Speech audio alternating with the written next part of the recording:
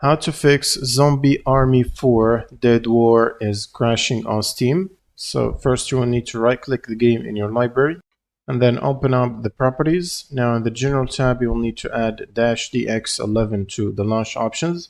Then go to installed files and verify the integrity of game files. And once this process is completed, you can close Steam. Next, you will need to open up your browser and navigate to the Microsoft link that you can find below in the description. And from here, you will need to download and install the redistributables. You will need the 86 installer and the 64.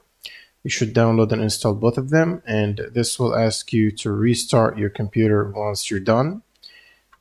And right after the restart, you'll also need to update your GPU. So if you have an NVIDIA card, you will need this NVIDIA app installed on your computer.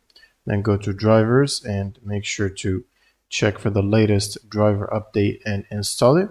And if you have AMD, you can download and install the AMD software to update your driver.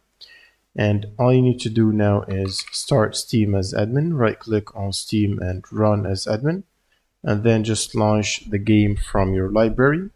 And this should solve the crash problem. Thanks for watching and subscribe.